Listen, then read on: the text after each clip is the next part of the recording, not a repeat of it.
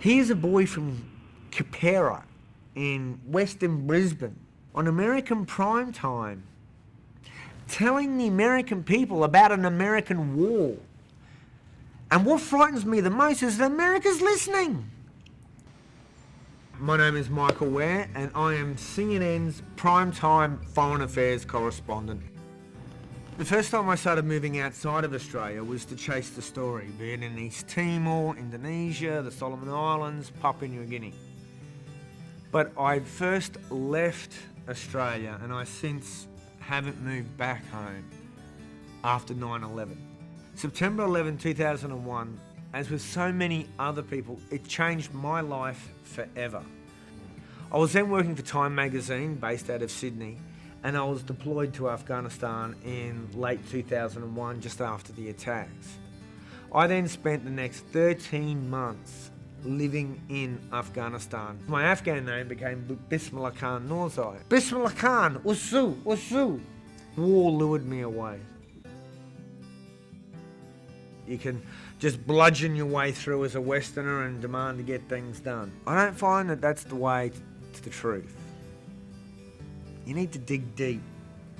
I learned to sit like an Afghan, to walk like an Afghan, to eat like an Afghan. I grew a long Taliban beard. I wore the Shalwar kameez. I wore the turban of a Helmandi Taliban. I learned enough Pashto to be able to bluff my way through a checkpoint or have a small conversation. I learned how to become comfortable sleeping on a floor in a certain way in a room crowded with all other Afghan men. I knew what jokes to laugh at, what things not to. So much so that I could slip behind the Taliban lines and the Taliban never knew it. How has being in a war zone changed the way you feel about the world and how you think? Well, I'll put it this way, I'm very uncomfortable sitting next to these plates of glass. That's how war has changed even the simplest things in my life. I've got my back to the street, it makes me nervous. What else? That glass could implode at any given moment. Crowds, I can't do crowds. There was 6 months there where I couldn't go to the corner store to buy milk. Smells, certain smells evoke certain things. Noises. What sounds like someone just dropping a sheet of iron sounds like something very different to me. What does it sound like? Well, it can depend. Sometimes it sounds like a mortar, sometimes it sounds like the retort of a rifle, sometimes it sounds like a car bomb. War's my normal. The way you lived in Baghdad was you took a house, like I did for Time magazine in 2004. You would then seal off the streets that provide access to it, set up checkpoints, you put gun positions on the roof, you go and purchase machine guns and AK-47s, hand grenades, small arms. You then put together a private army, which I built out of 3 families I knew very, very dearly. And those boys were tested. Time and time and time again they were tested, and not one of them took a back step. And you literally defend yourself. Now that house that I built was hit twice by car bombs, and twice it withstood it. At one point we thought we were coming under attack by Al-Qaeda because we knew that they were coming to kill me. Car bombs detonated just out the front on a separate occasion. We thought it was the checkpoint. Turns out it wasn't, but my boys man to man stood there. Not one of them ran away. This is when I get kidnapped. Oh, bloody good show. I was actually under the banner.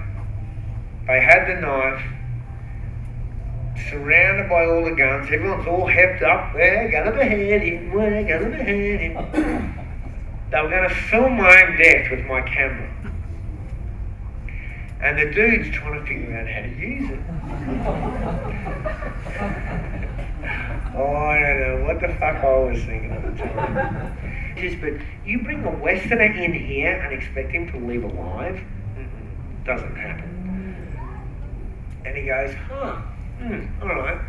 You know who I work for, the big dog of the area. He goes, who do you think told me to bring him here? Shall we get him on the phone? At which point, all the Syrian Al-Qaeda guys were just, they had me down, I'm getting ready, I'm thinking about family. But the Iraqi Al-Qaeda guys went, whoa, hang on a sec. You Syrians have come here in jihad to die and become martyrs. We've got to live here. We've got to look out, Eventually, it was the Iraqi Al-Qaeda who told the Syrian Al-Qaeda, we've got to let him go. Sammy, my driver, who survived the Iran-Iraq war minus his 2 feet, when we got home that night, said, Mr. Mick, today we died. From now on is our new life. Never forget that. Sitting here in Los Angeles is more disconcerting to me than being back in Baghdad, or being on the Taliban front line, or even the war in Georgia when the Russians invaded. That was something very comfortable to me. As soon as I dumped my bags in my room, I said, I've got to get to the front line. So off we went to the front line, and for 2 days we just kept jumping back and forth behind the Russian lines and coming out. And then I suddenly knew where I was, and I was grounded, and I was at peace, and I knew the story. War is a form of conversation between states, between nation states, or between international actors, including Al-Qaeda and other non-state actors. Once you learn that dialogue, it's like learning a new language. It's like learning how to speak French, or it's like learning how to speak Arabic. And there's a comfort in that. And it becomes something that you relate to frighteningly well. The way I stay connected, first and foremost, is in your heart. There's people back home I think of the minute I wake up, and then the last thing I think about when I go back to sleep. We have satellite phones. I can call my family from a mountaintop battlefield in Afghanistan. Hey Mum, no, everything's fine. Yeah, it's safe as houses.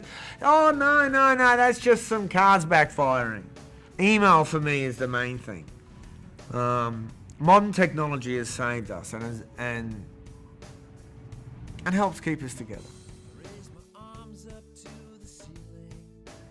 Oh mate, I'm fiercely proud to be an Aussie, and I make no goddamn apologies for that. And if I'm up there on American TV, raving away in this thick Australian accent, I mean, that gives me a certain amount of latitude to get away with things that other people wouldn't. You can throw an Australian into the middle of anything, and somehow they'll find their way out of it. Far,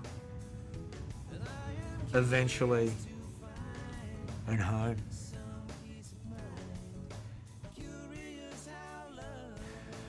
Hi, I'm Michael Ware, and you're watching Down Under on Top.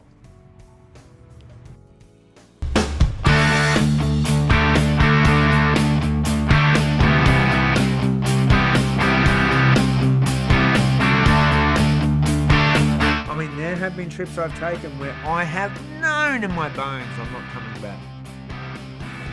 Just known I'm not coming back. But you still take the trip and you eventually make it back. It's hard to find things that help quell the fire within.